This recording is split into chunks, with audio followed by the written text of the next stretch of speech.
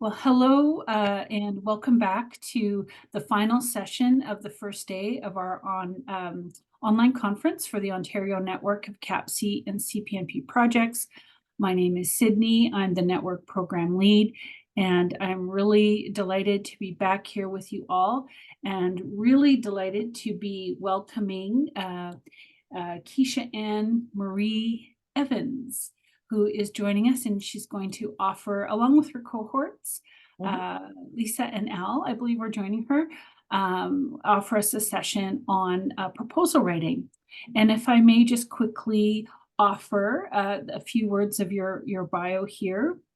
Keisha Evans is a beacon of change with 15 years dedicated to education, equity, and community engagement. As a principal of KAME Consulting, Keisha's leadership and expertise drive our mission to foster growth, equity, and social justice in every initiative.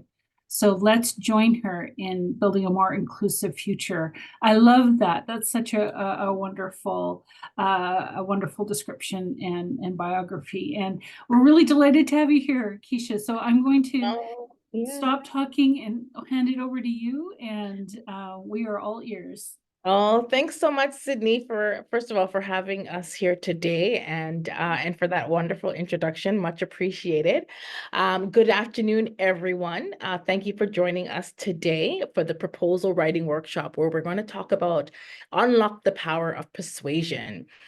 So this workshop will discuss how to articulate your ideas persuasively, ensuring your proposal stands out and resonates with your audience. So we're excited to be able to share some insights on proposal writing and how you can apply the information that you learn here today into your current or future grant applications. I'll share a little bit about me. Sydney has given a little bit, but my name is Keisha Evans, and I am the principal consultant at KAME Consulting. I've really dedicated most of my career to fostering equity, diversity, and strategic growth within organizations. I currently work in the education system. I specialize in anti-oppression, anti-racism, and in the equity department. So I bring a background mainly in social justice, advocacy, and community engagement. So I've developed numerous workshops and facilitated learning mainly on anti-Black racism, with over 25 years of experience in the community, again, mainly in education and the social service sector. I have brought alongside me today Lisa Medin, who's going to be an important part of this conversation. She is the lead grant writer for KAME Consulting. So Lisa, if you can come on and introduce yourself as we get started. If Lisa Okay, is. thank you. Thank you, Keisha. Can you hear me? We can hear you, but we can't see you. I'm blocked. You're blocked? Yes. It says I cannot show your video because the host has stopped it. Okay. Fix that. I will fix that. Okay, thank you, Sydney. Otherwise, I'd love to come on screen. Why am I not seeing you? Oh, even as a co-host, you get blocked. Pardon me. Okay, Lisa Medhin. Okay, and ask to. Okay, no, you're not a co-host. I just made you a co-host. I'm so sorry, Lisa. Let's see. Worry. Does that help? Okay. Let me try again. Yay! There you go. Okay. There you go. All right, wonderful. Well, hi, everybody. Thanks again. This is a wonderful opportunity. So as Keisha stated, I'm the lead grant writer for KAME Consulting. I have been a professional writer since about 2006. I work with all types of nonprofit organizations. I usually help them focus on their fundraising initiatives, like grant writing, proposal writing, strategic planning, and governance development. I do have a background in legal field, so I also support nonprofits with developing their bylaws and their policies. Thank you so much, Lisa. So a little bit about KAME. We are, as Lisa said, we do a lot of work with community organizations, businesses, and nonprofits. Our core values revolve mainly around equity, diversity, and inclusion, and offering services in strategic planning, governance development. We do a lot of grant and business plan writing, as well as project management. Again, we've conducted a lot of workshops on conflict resolutions, leadership, governance, and many other customized workshops. So for today, we're going to actually just focus on grant writing. We're going to just talk about that. I'll walk you through the agenda for this afternoon. So our agenda for today is designed to equip you with the essentials of the proposal writing. So we'll get into the proposal writing fundamentals. We'll look at about setting SMART objectives. We'll look about the importance of target audience and impact of a logic model and framework. We'll go to everybody's favorite, budgeting and resource allocation.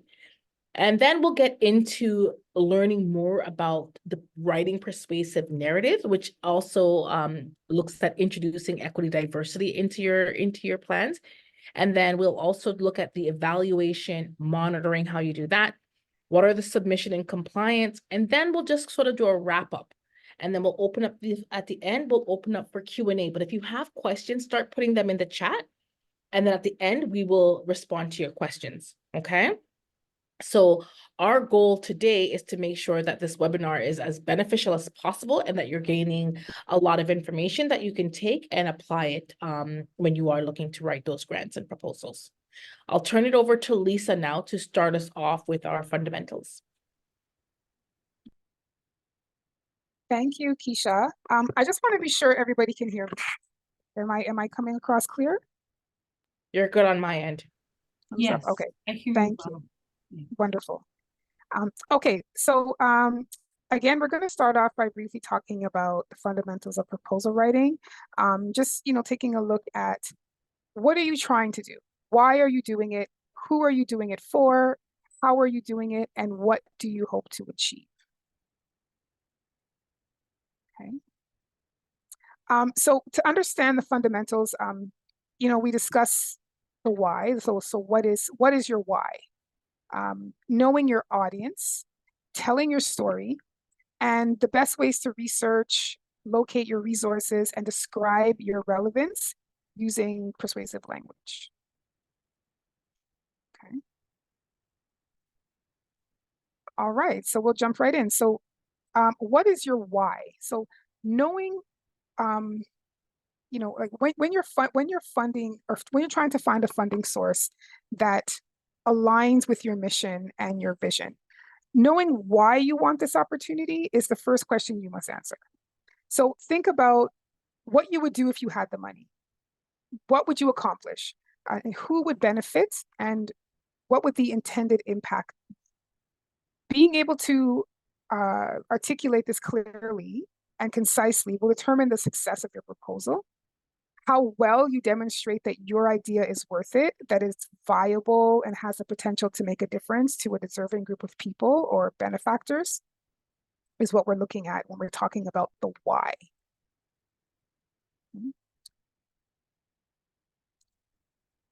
So knowing your audience. So the first thing that we need to analyze really is our target audience, right? The why, then the who.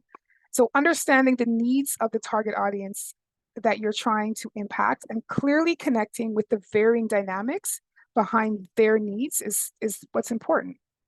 You must be able to describe your audience in a number of ways. Where can you find them? Where do they gather? What are they looking for in terms of information? And what is their age group, their gender, their cultural perspective, or their identities? Figure out what motivates your group. Why would they come to you for service, and how can they benefit from what you're offering them?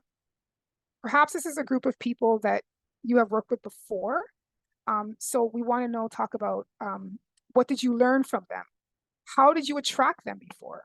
What method or tools did you use to communicate your offering with them? And what proof do you have that they even really want what you have to offer? So you must be able to clearly describe your audience, like again, in a way that anyone who's unfamiliar with them will immediately sort of conjure an image. For example, Francophone women, trans women, two-spirited persons. living in the Ottawa region between the ages of 16 and 25 years old who are at risk of dealing with an intimate partner abuse. So that is so descriptive that when I say that, you kind of start to imagine a look and feel of the kind of target audience that you're going for. Okay, so telling your story. So when you're telling a story, you want to start by assuming that your funder has never heard about you. It's up to you to tell them who you are and why you're the best person or group to use their money to make the best impact in the way that best aligns with their mission and their values. Okay, so telling your story means that you are conveying your historical body of work, describing your experiences, highlighting significant impacts, milestones, accolades, awards, achievements that you've reached to date. You can use anecdotes, testimonials from your benefactors, your staff, other stakeholders. You can use anecdotes from maybe other past funders and partners that you've had. All of this is helpful to paint a picture of your impact from a voice that's not yours. So telling your story is very important to demonstrate your capabilities and your credibility. Like, again, why are you best suited to do this work at this time in this way? We want to use credible evidence, such as statistics, maybe some academic research. These are all good ways to prove your need. You want to quantify the need with external proof that captures attention really quickly. It's really nice to be able to say something like, according to Statistics Canada, or you can point to some sort of academic research paper that helps to give credence to your overall purpose and gives a basis to the assumption that you've made, and the assumption being that this need really does exist, or the change you're trying to make is a change that must be made. Another way to qualify the need is through like a needs assessment or an environmental scan that sort of takes a deeper look at the problem you're trying to solve and analyzes the best approach to positively impacting your target audiences. A story can be told in, using descriptive words in sort of a chronological timeline of events. However, I find that pictures, audio, visuals are also a highly impactful way to tell your story. And if it's allowed, if your funder allows it, submit images, submit video footage, even recorded testimonial statements that will provide an instant visual or an auditory demonstration of your impact. People will connect best when there's evidence. There's like the evidence of the audio visual sort of leaves little to their own imagination and interpretation. The picture is there for them to see, and they don't have to necessarily interpret a lot of your descriptive words. Again, the pictures provide the proof that the need provides that you need to show that you were really there, that you really did what you said you could do. And I would also suggest when trying to sort of capture your visual content, it might be a good idea if you're able to hire a professional to catalog your audio visual support material.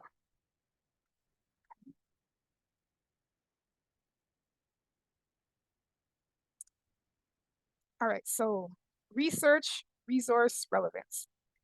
Again, it's very important to start off by knowing and understanding your funder. Understand their mission, their values, their motivations. This will help to allow you to properly align your organization's shared values and mandates. So research the funder's history of giving. Take a look at the kinds of organizations and projects that they've previously funded to give you a sense of what interests them. I'm going to say it now, and I'll probably say it a couple more times, but carefully read the guidelines. And if there's something that you do not understand, I would encourage you to email or call the program manager to ask those questions. You can often learn more about the funder and their proposal process by looking at their FAQs on their website. In fact, I've noticed now, many major funders now offer information webinars in advance of the proposal due date that provide, a detailed breakdown of their expectations and their process. Check the funder's website to see if this is available and make an effort to join and watch, or if you can't join, you can watch the recorded webinar later if it's available. And make sure that you're familiarizing yourself with the eligibility and the budget. So, most funders provide their own budget template. It makes it easier to determine how to structure your ask. However, it's important that you understand that what you can and cannot ask for in your budget. Do your homework. Calculate your financial need to get the most accurate and realistic dollar amount possible. I would also suggest using professional quotes where possible and necessary. Like sometimes at least 3 quotes are required for things like capital costs.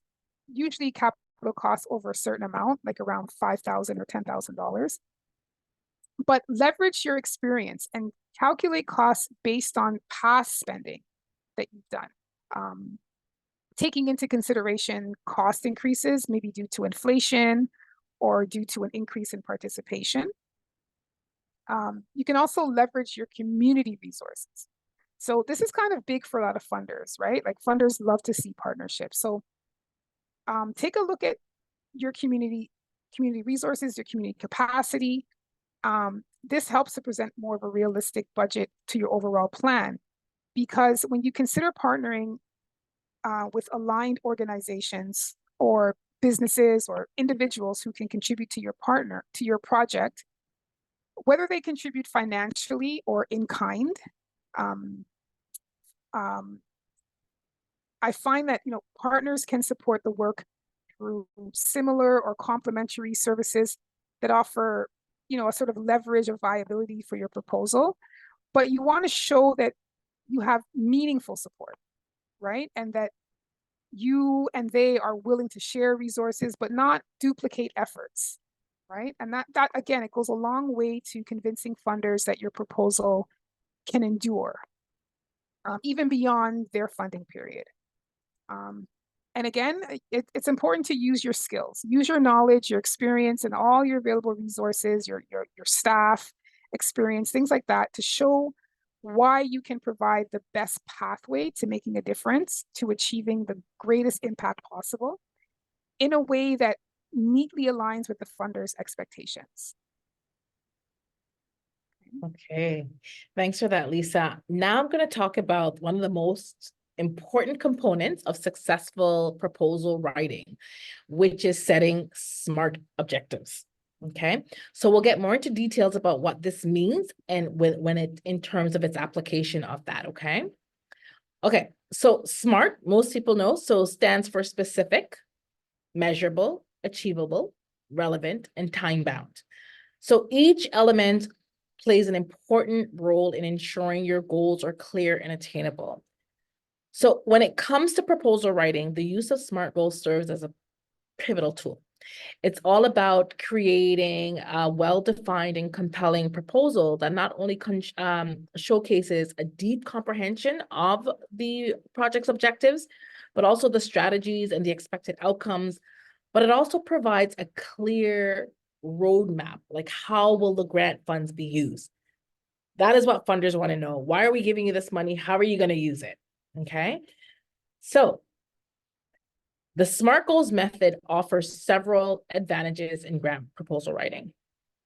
First, it enhances clarity and precision, making sure your goals are specific. So this means we're leaving no room for ambiguity. Like there's no questioning, what are they talking about? What is this about? The clarity is crucial in grant writing as it precisely defines what you aim to achieve with the grant funds. Okay, so they want to make sure that it's clear as day. Second, it emphasizes measurable.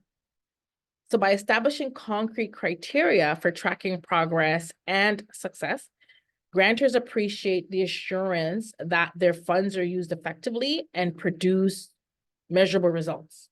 Okay, so you want to be able to track that. The third thing is the SMART goals must be easy to achieve. So they must be realistic and attainable with available resources, time, and capacity. So this really demonstrates to grantors that you possess a practical and feasible plan. As you don't want to make the goal unrealistic because it actually can impact your grant application. If it's too intricate, that can also impact as well. So the goal is being realistic. So that's the fourth one, is making sure that it's a realistic goal. So it should align seamlessly with your organization's mission and the objectives, as well as what is the purpose of the grant. So grantors seek assurance that their investment will have a meaningful and coherent impact within your area of work. Okay. Lastly is the time-bound piece. So this aspect is vital. So the SMART goal sets specific timeframes or deadlines for goal achievement. Okay, so in grant writing, this component is essential for illustrating the when and how the grant funds will be put to use. How is it going to be put to use and when will it be put to use? Okay, so whenever you're thinking about your application, incorporate SMART goals. Think about that every single time you're putting one. What are the goals into your proposal? Because it enhances what it does. It gives you transparency, but it also gives you credibility, making your grant application actually more compelling because you're actually listing everything that is there. It's also practical, and it's also effective throughout the entire grant lifecycle. So let's go to the next slide and I'll give you an example of what that can look like, okay? So here's an example of a basic goal, okay? The primary objective of this proposal is to secure funding for the Youth Empowerment for Academic Success, the YEAS program, which aims to provide youth in our community with resources to improve their academic skills. This program seeks to address the problems with low graduation rates. Okay, I'm going to ask just by thumbs up, thumbs down, some side wave, they have that. What do you think about this goal? Is it a SMART goal, even though we put on top there that it's weak? I already gave you the answer, but what do you think about this goal? You could put it in the chat what your thoughts are on this goal. Does it appear smart, keeping in mind, right, what each of those components be, right? And if not, why not? Right? So take a look at that. I'll give a minute for folks. There's a thumbs up or thumbs down under reactions as well. People could maybe do. I could see some of them pop up. Okay, great. I can see them popping up. Yes. I'm looking in the chat. People are saying thumbs down, not enough, too vague, seems too broad, yes. ambiguous. Yes, exactly. It's all right. And I wish that, hopefully next time we can have an in-person, because we like to do these SMART goals and then we like to enhance it and get everybody's input as to how do we make this a SMART goal or a smarter goal. So, but for the purpose of time and technology, let's move into this way. Okay, so I'm going to move on to what makes, I'll give you a smarter, it's an improved, smarter goal.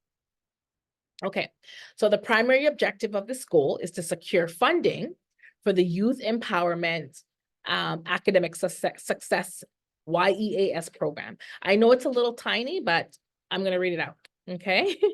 Which aims to increase the graduation and newcomer rates in grades 9 to 12 in the Ottawa region between 2024 to 2026. We will partner with the Ottawa Public Library, who will provide space in their computer lab and academic resources for tutoring and other educational support to help improve racialized and newcomer youth academic performance and overall well-being.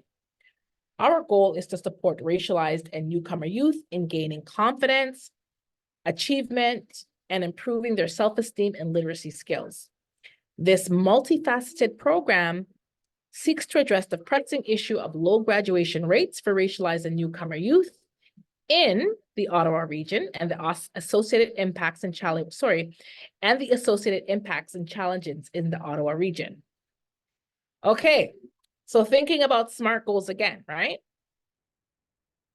How is this goal? What do you think about this goal? Does it appear more smart? Right? Is it a smarter? Did we capture all the elements with this example? Right. Because now you're making sure that it's you're capturing all of the that it's time bound, you're giving the time, you're saying what it is, it's relevant, it's realistic, right? So that is what they want to see. So we're taking away all those uncertainty, we're taking away the broadness, we're making sure there's no ambiguity, right? So you want to make sure when the funders are seeing it that they're not questioning anything. Okay. So now we'll go to the next one. Oh, no, that's going to be you, Lisa. All right. Thank you. Okay. Yes, thank you for that, Keisha. SMART goals is one of those exercises that it can be quite interesting to see it play out when you start off with something vague and then expand it to something much more detailed and concise. But I mean, it's important that you make sure that you understand the primary goals of the funder, right? You want to be able to align your objective with a funder's mission and goals. It's quite essential for securing funding and maintaining a positive relationship with your funder as well. So I'm going to give some strategies to achieve alignment.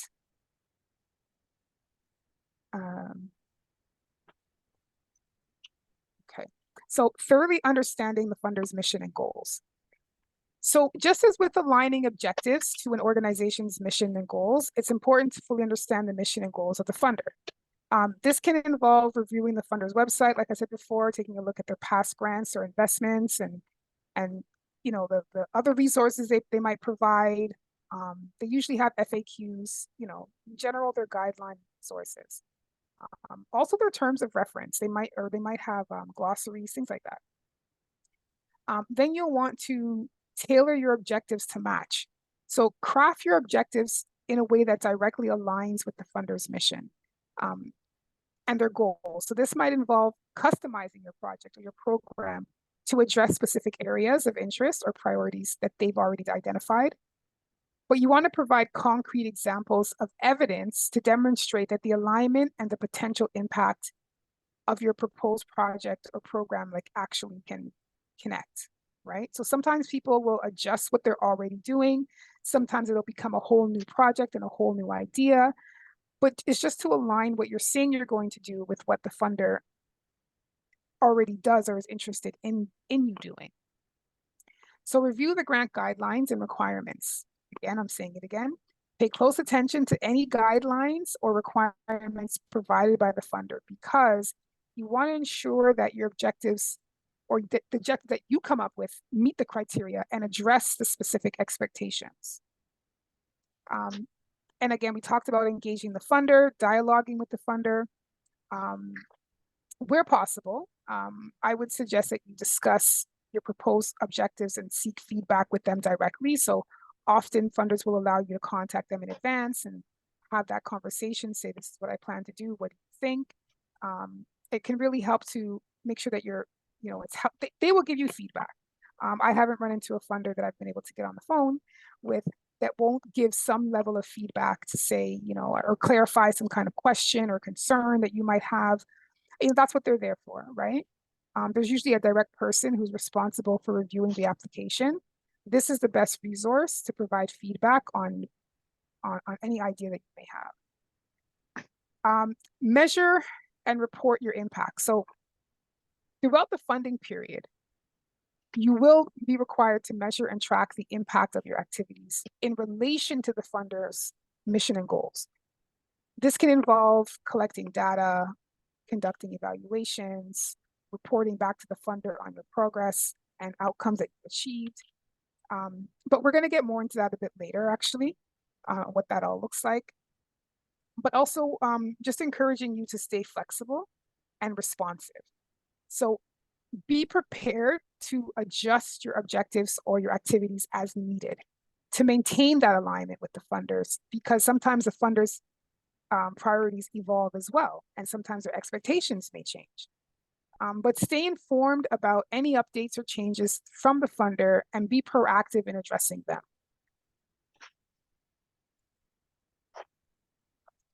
Okay.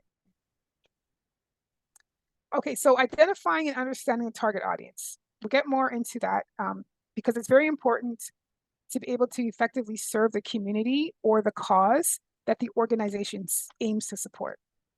So here's some ways how we can approach this.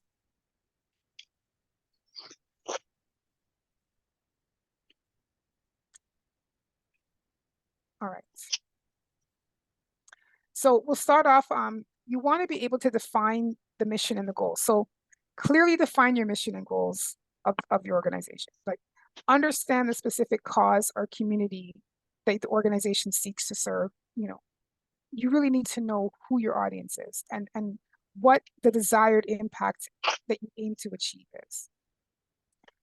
We talked a little bit before about conducting community assessment. So sometimes you can hire a consultant or you can do it yourself and just kind of take a look at the overall, like what's happening in the environment, what's happening in the community, what's the current trend, or what's the historical context. But you want to gather insights into the needs, the challenges, the aspirations of your target audience. This can involve, surveys or interviews, focus groups, but collaborating with local organizations and community leaders even, just to get some feedback in terms of what is the need in this community presently, or what will the future need be, and how can we, address it in advance. Again, using census data to that will help you locate a need. Like, what does the census say? Government reports, academic studies, other surveys that may have been conducted by other organizations. All of this is information you can use to conduct your sort of community outlook and need. Okay, so engaging stakeholders. Identify and engage the key stakeholders, so the strategic ones who are directly affected by or involved in the organization's mission. This includes like your beneficiaries, volunteers, donors, partners, community leaders, again, and listen to their perspective and involve them in the decision-making process where you can. Again, we talked about sort of a demographic or environmental scan, which again, it analyzes your demographic data, like your age demographic, gender, income, all the things that sort of define who is in your demographic, level of education, ethnicity. We want to understand the composition of the target audience. And consider like your psychographic factors, like their values, their beliefs, their interests, and their lifestyle choices. The systemic barriers or socioeconomic factors that might be impacting that particular demographic.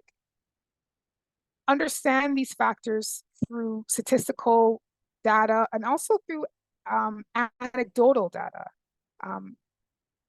It helps to prove that these factors exist. Like, what are people saying? Not only what the stats say, but what are individuals saying about this need? But you can also segment your target audience based on like common characteristics, like a need or a preference. But this will help to tailor your program or services and communicate to the specific groups within the larger community. And one thing is good to kind of take a look at when you're analyzing or when you're at least talking about your target audience, create a persona, right? I started to kind of do that earlier, but you create a persona. Like, what can you describe about the audience that people can relate to or visualize? So it can be, fictional representation of a typical member of the target audience, like, but you want to include the demographic information. You want to include the psychographic traits, geographic traits, their goals, their challenges, and communication, like the preferences that they might have to better understand the needs and the behaviors, right? So you're going to look for trends, you're going to look for patterns, disparities that can also help to inform your understanding of that target audience. Okay. You want to empower the community voice. So, again, we talked about focus groups and reaching out to your community leaders, empowering the members of a target audience to participate in the decision-making process and contribute to the organization's initiatives. this provides like the opportunities for, leadership development, for advocacy, and for further community engagement that you can leverage to ensure that the voices are heard and respected, right? Since you're serving them, you want to hear from them, what do you need and how can we do it best? So these steps can help to effectively identify and understand the target audience, leading to a more impactful program, more impactful services, more, stronger advocacy efforts, all that go to address the needs and the priorities of the communities that you serve. Okay. All right, okay. So, okay, articulating the potential impact of your project. This is necessary. You want to communicate to the value of what you're doing to your stakeholders, to your donors, any partners, and to the broader community.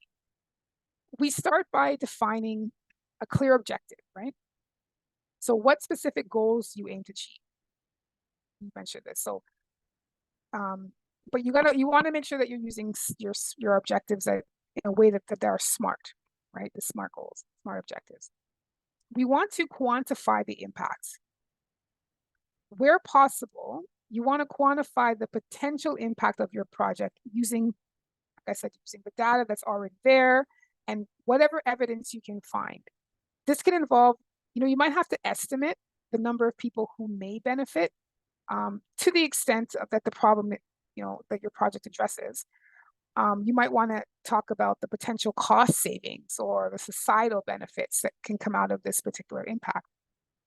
But what we're trying to do is quantify things with using a number figure. So be specific about what this potential change could mean to the individual or the group. Like, 80% of newcomers in this region will benefit in this way over this many years. It will have an impact in this way because they'll be empowered to get employment and further education. It's as in every instance that you can find, you want to add quantifiable numbers. Okay. And again, you want to use information that really provides a resonance to the impact. And, you want to use perspectives and different priorities that you want to quantify that. Use stories and examples and compelling data. So, we're talking here about using examples that illustrate a real world impact of your project. So personal anecdotes, we talked about that, testimonials and from beneficiaries, partners, stakeholders. They help to bring the impact to life and resonate in an emotional way, perhaps with the decision-making committee. So meaning the people who are going to be reading your application, like we want them to feel something when they read your evidentiary material, which is like what I would call like your support material. This all goes to support your claims and your projections, using evidence, the research, all of these things, the best practices from relevant fields or similar projects. But you want to always be referencing credible sources to strengthen your impact, the projections that you're making about your impact. We want to highlight how your proposal will fill gaps. So clearly articulate how your proposal will address unmet needs or gaps in existing or gaps in existing solutions. So maybe there was a solution, but there's gaps in it. So your project will aim to fill those gaps so that there's better outcomes and a further impact. Emphasize what sets your project apart and why it is well positioned to achieve a meaningful impact. You want to show long-term sustainability. So demonstrate how your project is designed for the long term and even how you can scale. Like is there scalability attached to your project?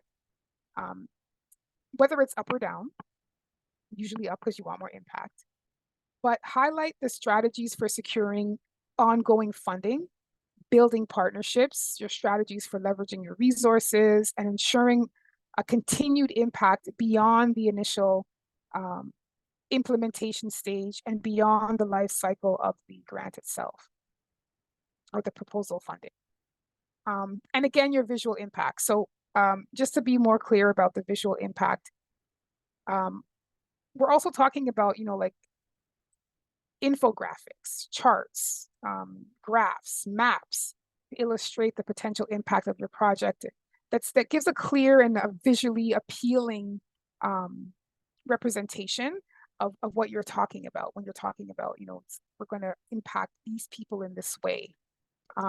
It really helps your stakeholders quickly grasp the magnitude and the significance of your project's impact.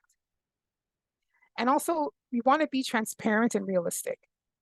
We're being transparent about things like our limitations, right? Like the risks that might be involved, any uncertainties associated with your impact projections, acknowledge the potential challenges or the barriers to success.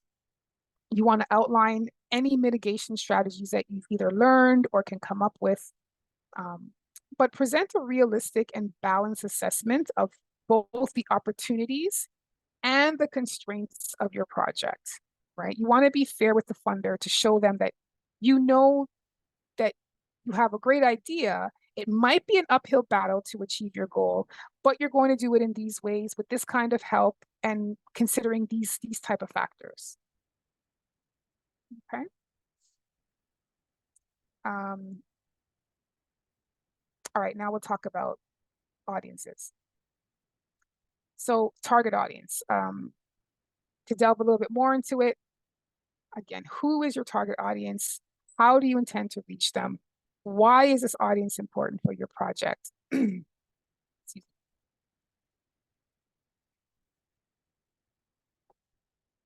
Okay, we want to know your outreach message.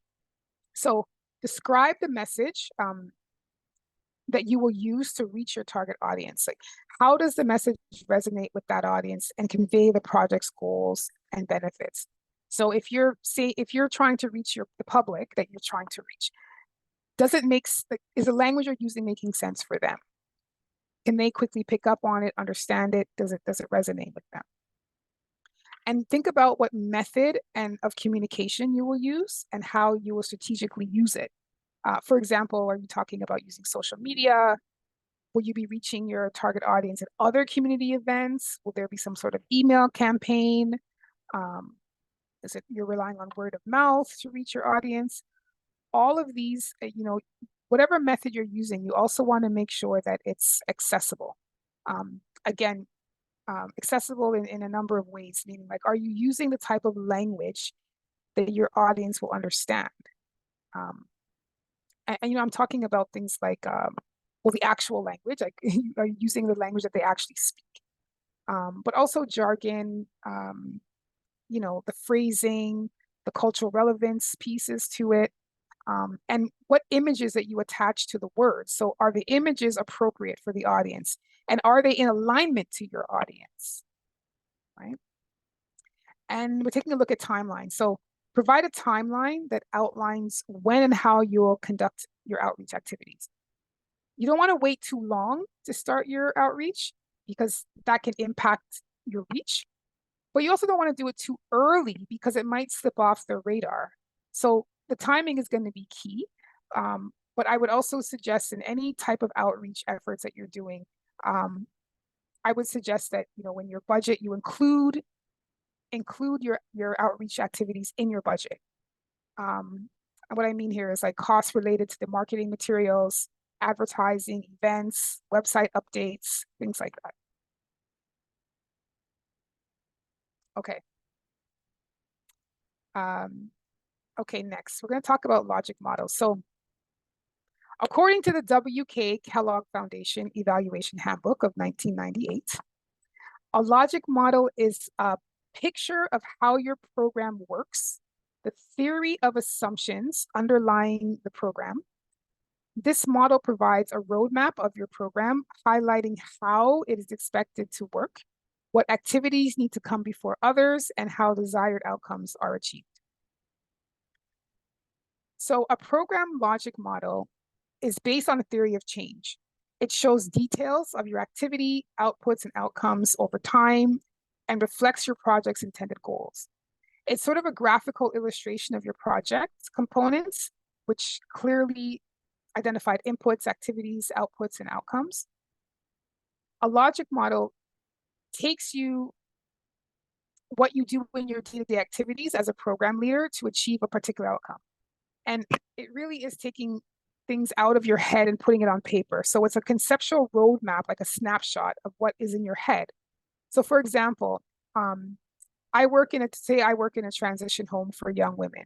And as department head of programming, I want sort of new programming geared to single teenage mothers with limited education. So I'm thinking that I need to send out emails to staff to help me participate in an advisory group. I'm thinking of what is the short, medium, and long-term outcome for setting up this, this project. I'm thinking of activities that I should be doing, including setting up learning opportunities for staff, setting up individual meetings in my department, understand their roles, etc. So things start to quickly feel overwhelming, and I'm confused about where I'm going and what are my priorities. So I use a logic model template so I can start documenting my thinking using concept mapping, or what we just call a logic model. Okay. So I want to be able to analyze the situation or the problem I want to address. I want to align my objectives with the organizational mission, the mandate, the values, to determine the intended outcomes, right? I'm looking at what inputs or resources I need to have, such as my staff, the volunteers, time, money, equipment, partners with more expertise than me, etc. Then I need to figure out, how are we going to do this? Like, what activities and action, and exactly who are we doing this for? Like, our exact client, participants.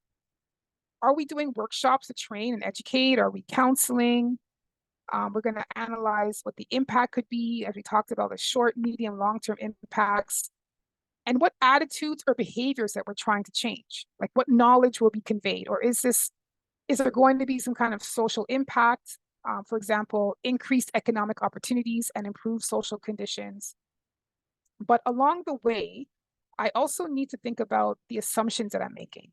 So whether they're true or not, and what threats or external factors will exist where I have to find ways to mitigate the risk and navigate the impact to my plans. Okay, so next slide. Okay. So I start by summarizing the key elements of the program. So then you need to explain the rationale behind the program activities. You want to clearly show the cause and the effect relationship between the activities and the outcomes in order to identify the key questions for your evaluation process. It's going to help to provide an opportunity for the advisory team to discuss the program and agree on descriptions and intended results. And it serves as a communication tool that it will test your theory. It will state your theory and test your theory. And in this case, my theory is that single teenage mothers can better thrive if they have higher education. Right. Okay. And I'll just quickly, the benefits of a logic model is it builds consensus and clarity among your staff or stakeholders, including your funders, about the essential program activities and your expected realistic outcomes. Identify opportunities and program improvements.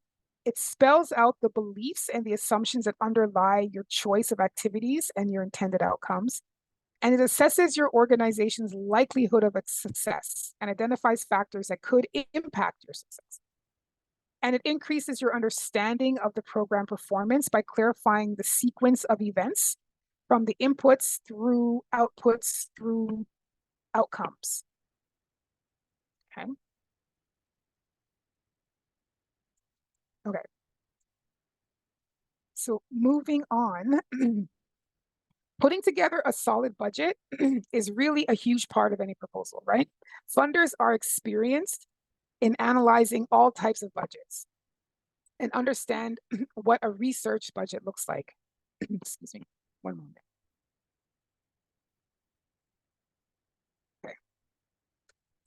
They also know right away, like when costs are inflated, they can spot red flags when you come very far under budget as well. And this could indicate that the organization maybe doesn't really know what they're doing. So let's take a closer look at, trying to balance a budget. Okay, so a well-structured budget is critical to a successful grant application. It's important to thoroughly review the grant guidelines to understand the specific requirements and restrictions related to budgeting. Remember that the guidelines will describe which expenses are eligible for grant funding and which are not. The key components of a budget are usually like the income, including money from other sources, expenses, and in-kind contributions, right? The budget should be balanced, meaning that the outcome and expenses are the same. Sorry, the income and expenses are the same. A balanced budget should break down expenses into categories such as like personnel, program costs, admin costs, equipment evaluation, etc., translation, whatever. You should be prepared to provide a detailed narrative or a justification for each line item in your budget as well. So explaining why each cost is necessary and how it aligns with your goals. And most funders, they will provide a budget template tailored to their requirements for you.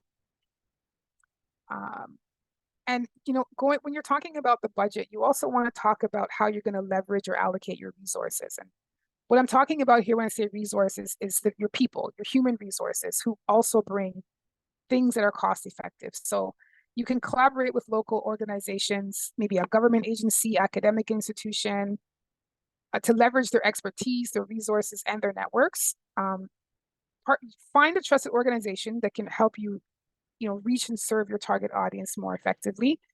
You want to seek to form maybe a collective, and it's always best to get formal collaboration agreements, but informal is okay as long as there's some kind of synergy and alignment, and that you can work together without duplicating your work.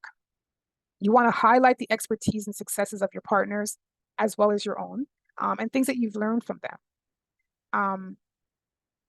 But you usually have an opportunity to articulate what abilities and skills that your partners come with and why you're leveraging them and how they can help you carry out the activities that you've planned.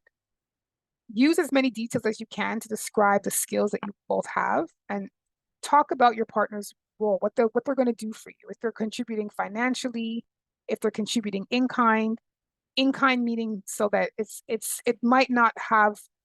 they might not be contributing dollars, but there's some kind of monetary attachment to it, meaning time, like staff time. So you can quantify it in kind. So maybe like 25 hours of volunteer support. If you had to pay for that service, you might be paying $1,500, for instance. And you can also ask your partner for letters of support that you want to submit with your proposal. Letters of support should really outline the historical and the working relationship between you both, and also just confirming the partnership itself. Okay. Again, just justifying your budget items. So be prepared to provide the detailed breakdown of your key expenses, show your work, show the calculation breakdown of for as many of your expense items as possible. For example, staff salaries. You want to break it down. So $75 for a full-time employee plus benefits, including mandatory remittances, government remittances, extended benefits. If there's a different percentage that you're calculating it by, if there's some other details like there's a 3-month waiting period before it kicks in, so you know that you're not timesing it by 12, it's times by 9. All of these different details are very important to like be prepared to add into your budget if you need to. Okay, and again, using quotes, like especially for expenses over like $10,000, I would use at least 3 different quotes to justify the cost of that particular budget item. Okay.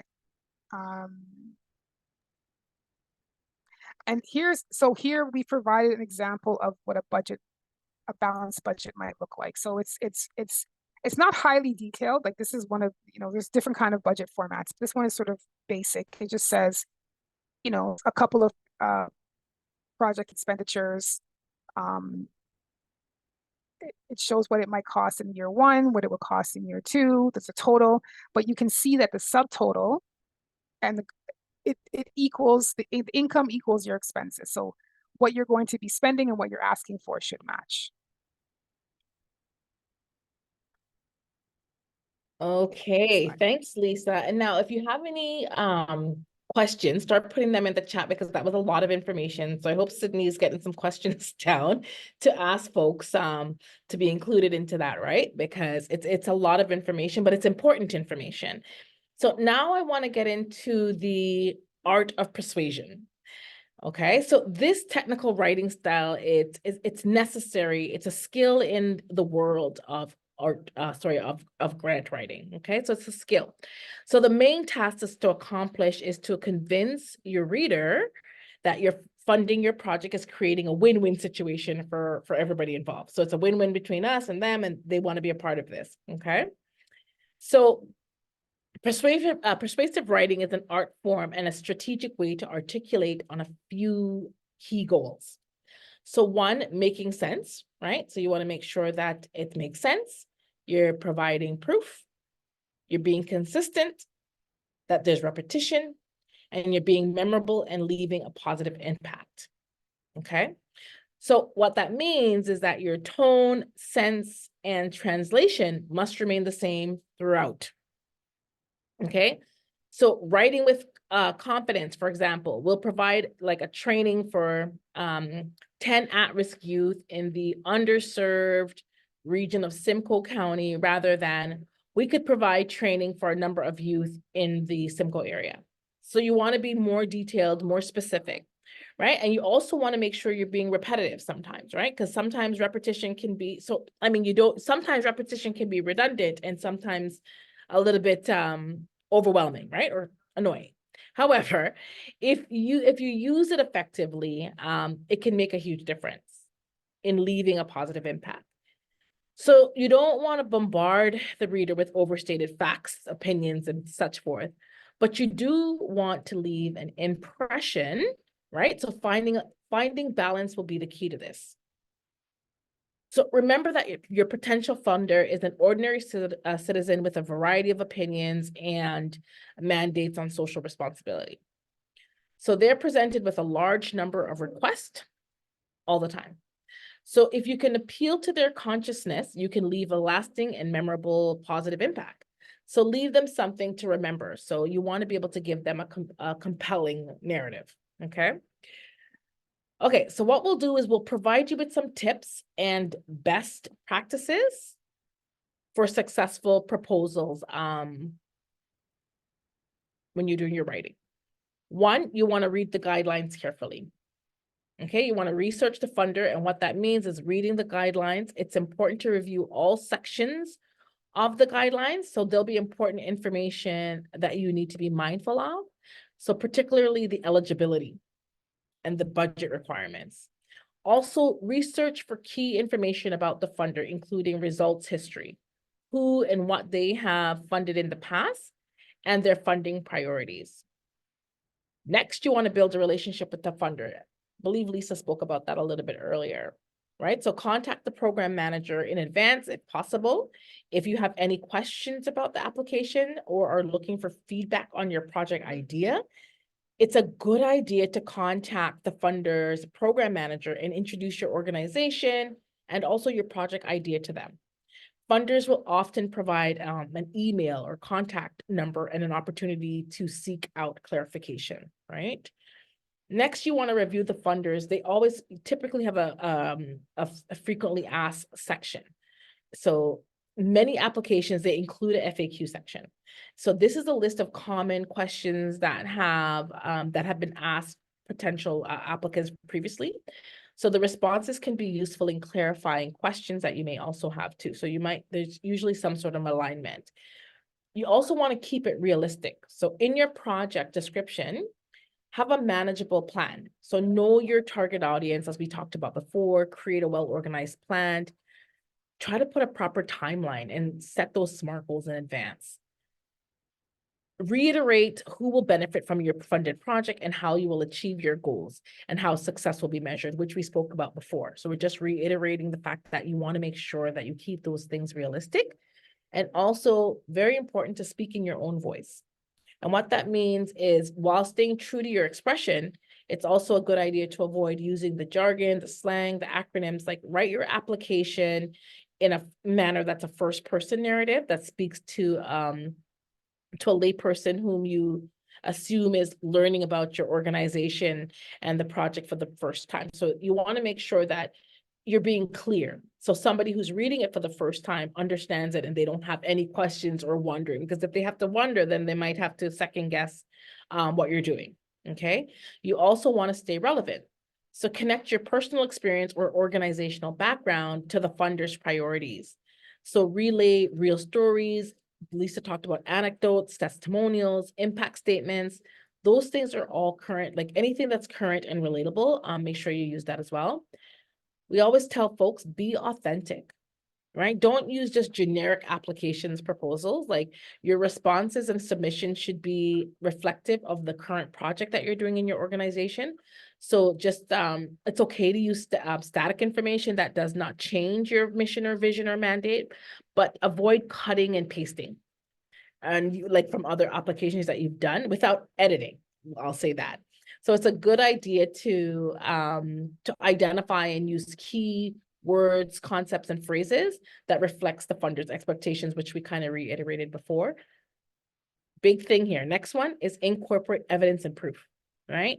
So make sure you do your research and include research that supports your project's needs and the potential impact. And as we said, keep, like, if you have statistics, if you have any sort of assessment, put those in there. Bring forward academic research, stories, testimonials, letters of support, like anything that you can get from stakeholders. Make sure you try to add those in. You also want to consider partnering or partners and additional funding sources. So we talk about, always say that, funders really do like collaboration. So collaborations are usually welcomed in the funding world. So funders like to know that you have additional support services, money, donations that add a level of sustainability. Speak to your potential partners and collaborators well in advance. Like, you can ask them to prepare support letters that explain how they will work with you to achieve your goals, right? So it's important that they're saying, how do they add to the project? Not just a generic letter. Make sure they're adding like how they plan to support you through this process and the project, okay? And I want to say, last but not least, give yourself time. Sometimes we underestimate, that how long it's going to be. So you want to stay well advanced of the deadline. So start early and don't wait until the last minute. If you need to register a profile on the funder's website, then do that as soon as possible. So at least you have that information and start gathering and putting those things in as well. Okay. All right, just checking our. Okay, so addressing any kind of concerns or anticipating questions. So when you're writing a winning proposal, it's important to be clear about your objective, but also to be transparent about your, internal weaknesses, such as a lack of human resources or financial constraints, external threats that your organization cannot control, but that might impact your success, opportunities for growth that may exist. Also think about what trends can you capitalize on to enhance your project. Of course, don't forget to discuss your individual and organizational strengths and expertise, because that can also be leveraged throughout the life of the grant as well. Okay. Okay. So we're going to talk about incorporating EDI, so equity, diversity, and inclusion. So there are a number of ways that you can integrate equity, diversity, and inclusion into your target audience analysis and overall funding proposal. So the goal is to demonstrate your organization's commitment to serving diverse communities and promoting equity in your work. Okay.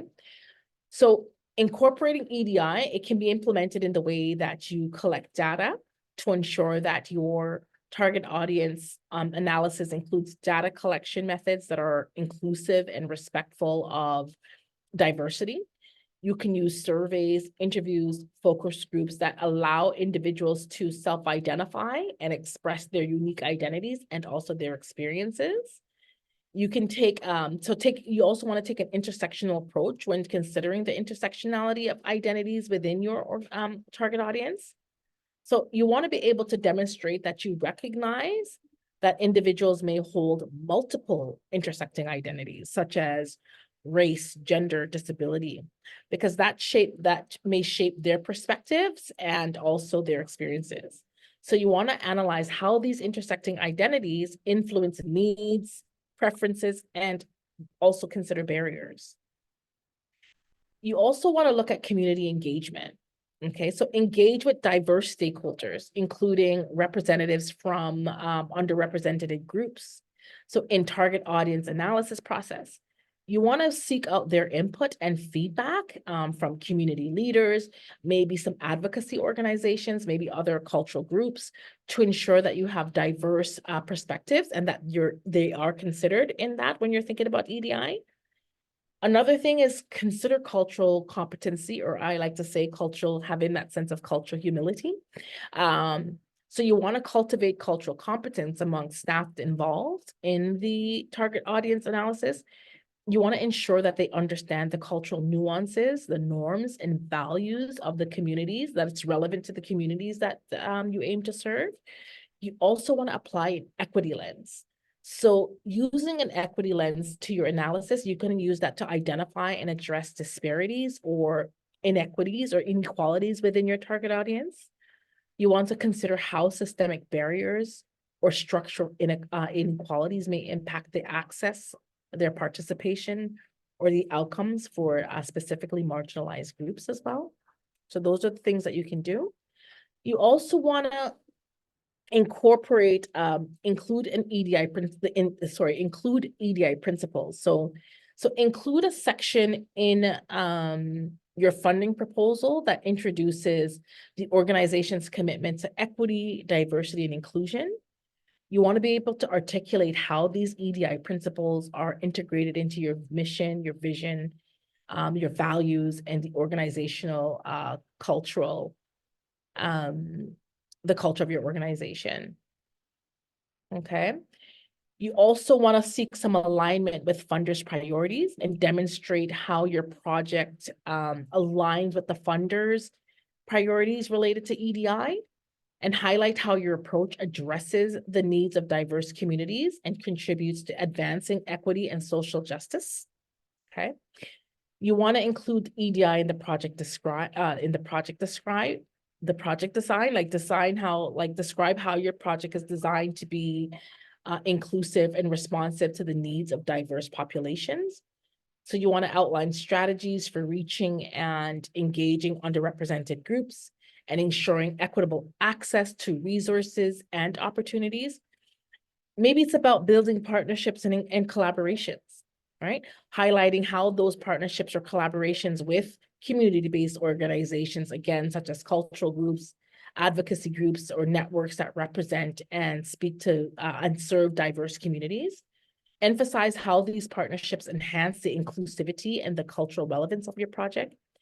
You also, when we talk about measurement and evaluation, describe your approach to measuring and evaluating the impact of your project through an equity lens. So include indicators and metrics that capture outcomes related to diversity, inclusion, and equity, and commit to disaggregating data by demographic or relevant demographic or variables. And then lastly, you want to capacity building. So if applicable, outlines a plan for capacity building and training to enhance staff and organizational capacity in the area of EDI. So highlight ongoing efforts to foster a culture of inclusion and equity within your organization. Funders will be interested to know how you plan to measure your project's success, So there are a number of straightforward and creative ways to capture data and collect feedback before developing an evaluation process. So you must first know what your expected outcomes are and then decide on a data collection method. So here we're going to move on to developing an evaluation plan. Okay. So there are different methods or tools that you can use to evaluate your project. The tool you use or choose to use will result in collecting different kinds of data. You can do either qualitative or you can do quantitative. And there are some tools as well, like online tools. So when it comes to quantitative research, it's the research, it collects measurements that can be expressed in numerical terms, right? So when we're thinking about quantitative, when you're thinking about qualitative, it's research that is expressed in numerical terms, and it's rather expressed in the form of explanations or that aim to gather an in-depth understanding of human behavior and the reasons that govern such behavior. So those are the different two types in which that you can use. So you want to think about what happens in the program. So who attends the program? How do they hear about the program? How do the participants benefit from the project? And then as a result, you want to say, well, what changes were a result of participants being in this program? Are the participants satisfied within the program? So those are the things you want to think about when you're developing an evaluation plan. Oh, all right. Okay, so Lisa, I'm going to turn it over to you to talk about the key performance indicators. Yeah. Okay, thank you, Keisha. All right, so KPI, key performance indicator. So start by clearly defining the objectives of your project or organization. Like, you know, the SMART plan, right? We have the SMART plan. Then we want to identify critical success factors. So how will they drive the achievement of your objectives, right? Like, these are the key areas or activities that are essential for achieving success. Want to consider factors like customer satisfaction, cost efficiency, revenue growth, social impact, depending on the nature of the project and the organization. Align their strategy. So ensure that the KPI align with your overall strategy and mission.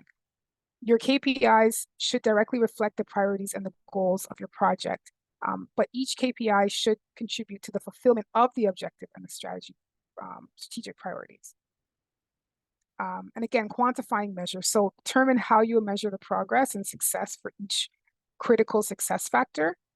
But you want to choose a quantifiable measure that can be tracked over time, such as like the percentage, increase or decrease, a specific count or ratio, or even a monetary value.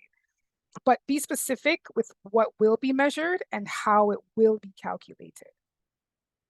Then you want to set your targets. So establish a target or a benchmark for each KPI to define what the success will actually look like. So are these targets, I mean, they should be ambitious, but realistic. And you can base it on like your historical performance. So, or maybe in the industry standard or a best practice. Like setting your target provides a clear goal for you to strive for and kind of helps track your progress over a portion of time. But then you want to select like relevant metrics. So the most relevant metrics to track progress towards a KPI is like, it should have a meaningful insight into the performance or reflection. Avoid overloading with too many metrics, though, but focus on ones that are the most indicative of success.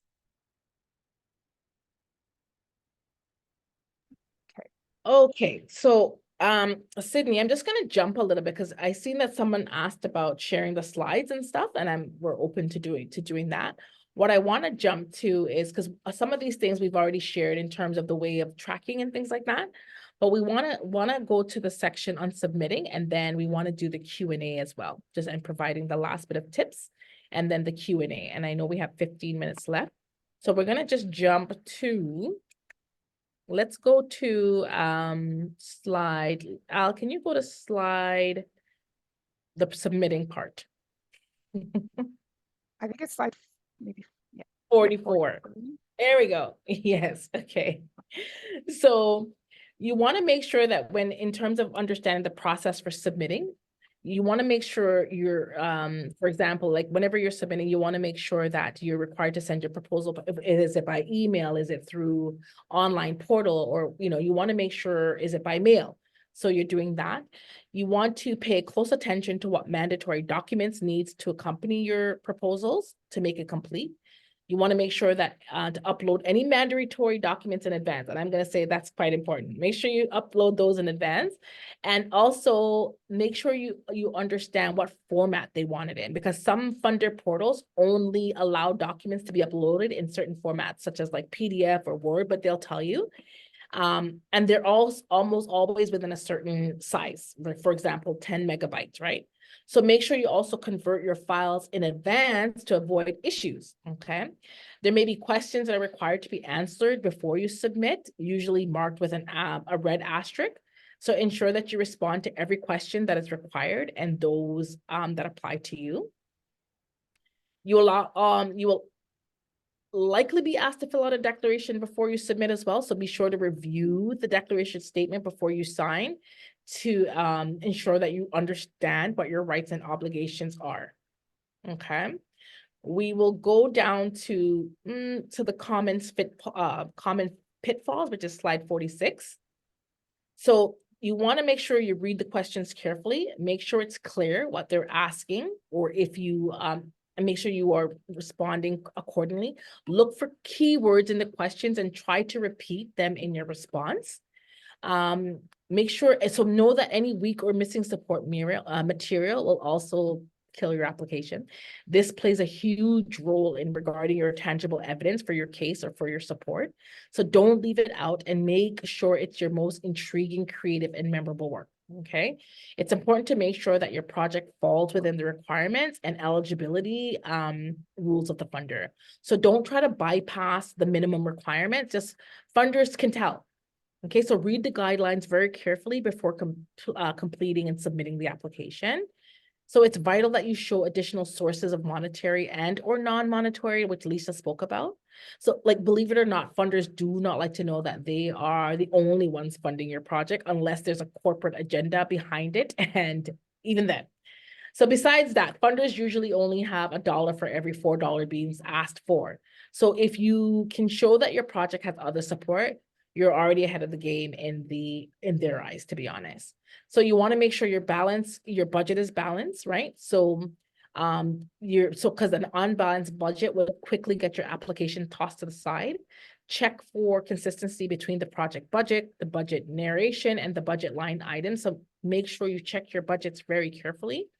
Do not bombard the funder with too much information. Don't be too wordy or give too much unnecessary information or stuff. There's usually always a word count as well. So you want to be very succinct in what you're writing. To be honest, sometimes less is more, to be honest.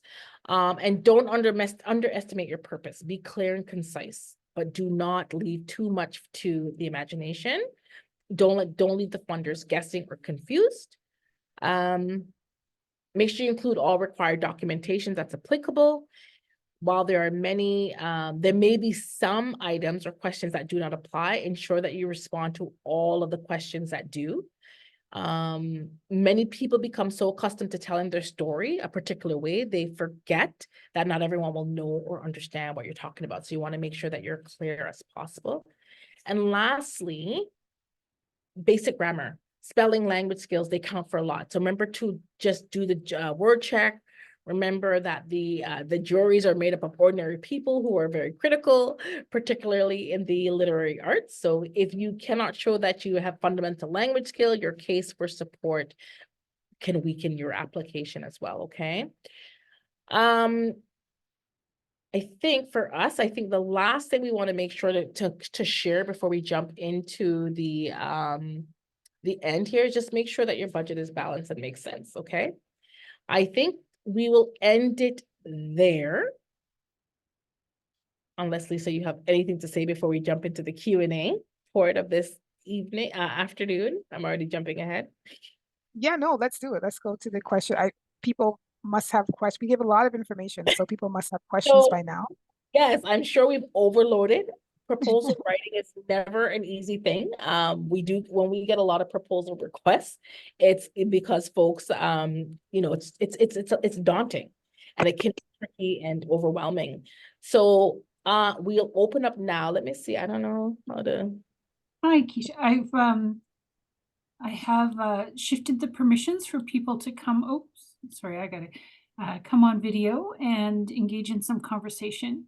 Oh, I'm still not on. Goodness gracious. There we go. Are you overwhelmed, Sydney, with all the information? That was a lot of information, but I really appreciate such a comprehensive overview. And I know people will also appreciate the very gracious of you to be willing to share your slides.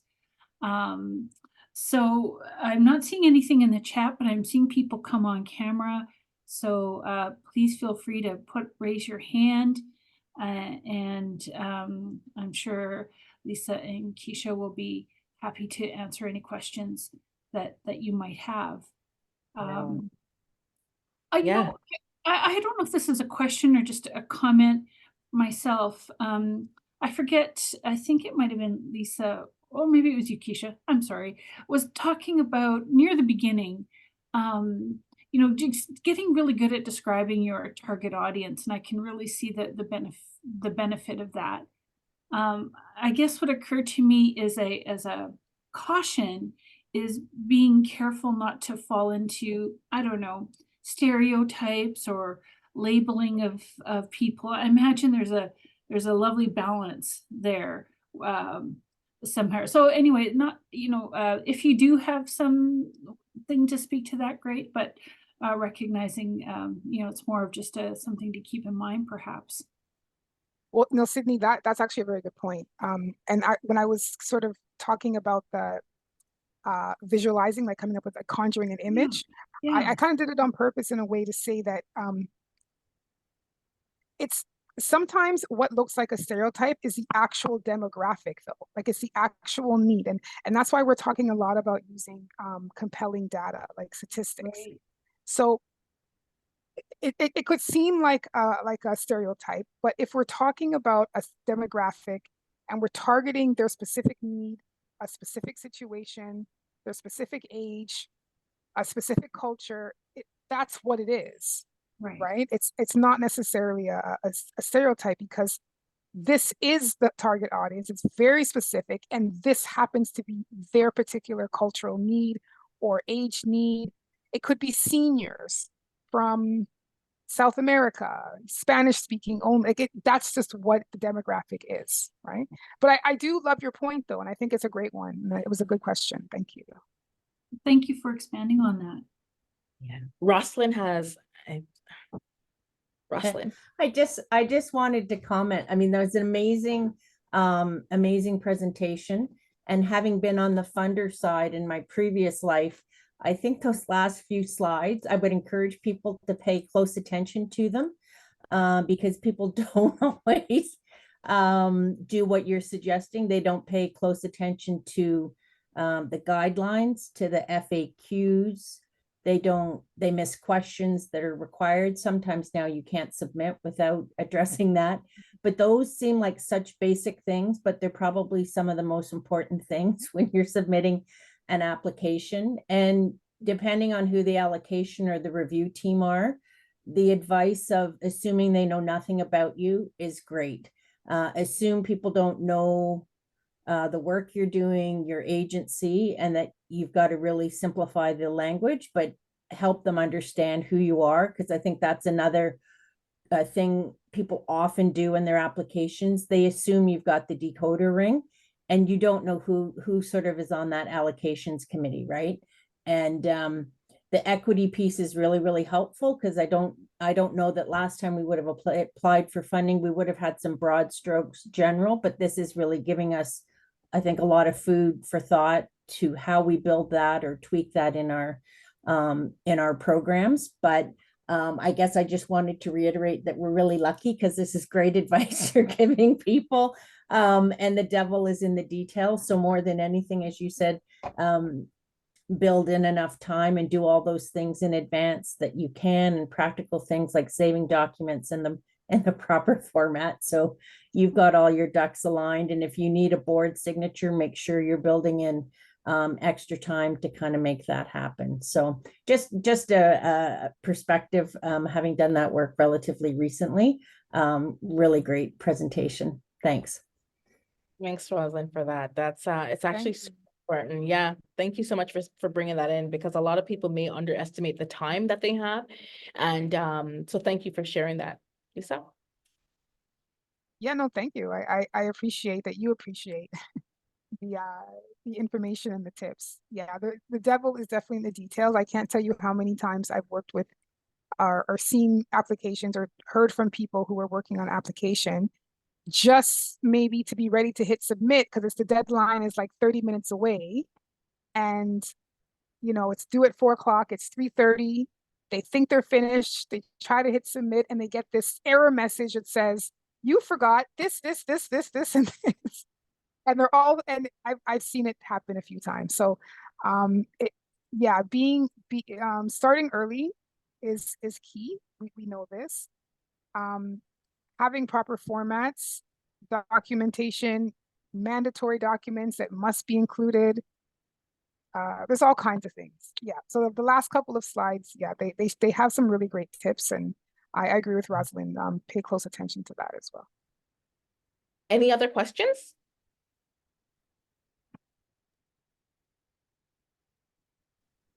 Well, Belinda? could we? Oh, and somebody says, Oh. sorry, somebody says, yeah, this is another good one. I see in the chat, Belinda says that be aware of time zones. She almost missed the deadline as she had the wrong time zone. Right. Yes, time zone. Yeah, that's actually a really good one, because it might be 5 p.m. Eastern Standard Time and you're in a different. Right. So yeah, that's a good one too.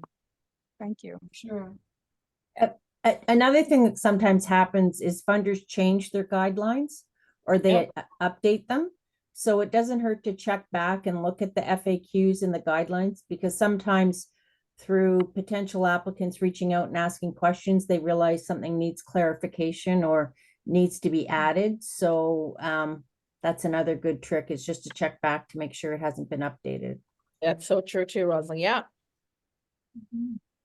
Ros, any other questions? I do see a question in the chat. I think I did. Where did it go? What are the most effective, Vanessa asks, what are the most effective data collection to back up your proposal? Okay, so federal stuff, like something that is like a Statistics Canada. I find that academic research too, like I've even, news reports, like a major periodical, or some type of externally collected data, right? Data that you yourself did not collect, but that was sort of sanctioned by a government source or something like that. That is usually the most compelling for funders, because it's, there's a higher level of data collection techniques and processes that are put in place to gather that information. But again, it's also really good to have personal voices. So, I mean, I mentioned the word anecdotes a couple of times, because hearing from the actual clients that you're serving and having them say, they're writing down a small testimonial saying, we have this need, this organization was able to fulfill it with this project, give them more money and they can do more for people like me. Those are also really good, I guess, data information that you can add. Okay, thanks for that. Any other questions before it's 3 o'clock now, Sydney? And I'd like to honor our time. I know folks have been sitting for a little while learning about proposal writing, but if there are any other, we have one. How important is the role of an advisory committee? Oh, okay. I can take this one too. So it depends, right? I mean, if your advisory committee is comprised of the demographic, or partly at least comprised of the demographic that you serve, And if it's partly comprised of people whose voice are credible, who have information, who have expertise, like you don't want an advisory committee of just random people. You want to be strategic in who is on your advisory committee.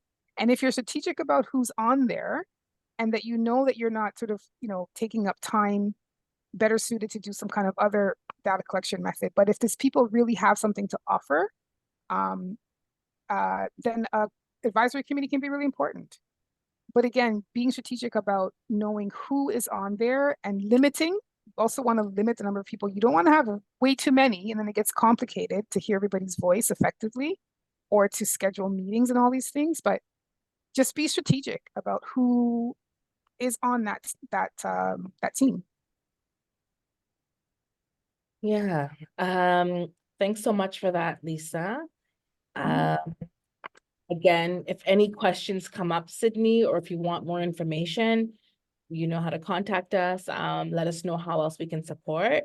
Or if anybody has any additional questions after we jump off today, please let us know. We're happy to support. We're happy to assist. And we want to thank you again for having us here this afternoon, being able to, support your organization. It really is important. Conversation on how to do that, to get secure funding for the, to do the work for the people that actually need it. So thank you so much for having us again. Absolutely. Thank you, both you, Keisha and Lisa, for joining us. Before we sign off, let's do our coffee card giveaway. I've got 3 questions from the presentation, and how we do this is if you have the first right answer in the chat, you'll win a $20 coffee gift card. Sorry, my brain is mush now. I also did put a link to a short evaluation for the session in the chat a while back, so I hope you'll share your thoughts. Okay, so I will copy paste my question in the chat and I will say it out loud. The first one is, oh, I gotta make sure I'm sending it to the right person here. Everyone in meeting. Okay. All right. So the advice we got was to make sure to align your proposal objectives with the funders blank and blank. Blank and blank. Mission values is close, but it was actually, I believe, a different word. Mission and, I think Donna is there. Mission and goals. You have a little typo, but I think that's, I believe that's right. So congratulations, Donna Nelson. I'm just going to make a record of that. Okay, now on to the next one. Okay. All right, it is important to identify and understand your program blank audience. Target. Yeah, I think Lee, you were the quickest on the draw with that one, at least in my window here. So congratulations, Lee. That's awesome. And we have one more here. Okay, boom, boom. Oh, yes. Okay. What does, here, let me get this. What does KPI stand for? What does anybody remember what KPI stands for? Francine, you got it. Francine B. Key performance indicator. Right? Yay! Wonderful, wonderful. Thanks everybody for coming and participating. It's been a great day today, and I know I've learned a lot, and I look forward to seeing tomorrow. We start at 9:30 Eastern Standard Time. We have a half an hour for some informal get-together, check-in, chit-chat, and then we have the first session on trauma-informed practice starting at 10 a.m. Eastern. Another huge heartfelt shout out of gratitude to Keisha and Lisa and their colleague Elle who helped out. It was wonderful to have you with us and wrapping up today. Wishing you all a wonderful, great rest of the day, and I look forward to seeing those of you who can make it tomorrow. Thank you and have a great day. Take care. Bye-bye. An absolute pleasure.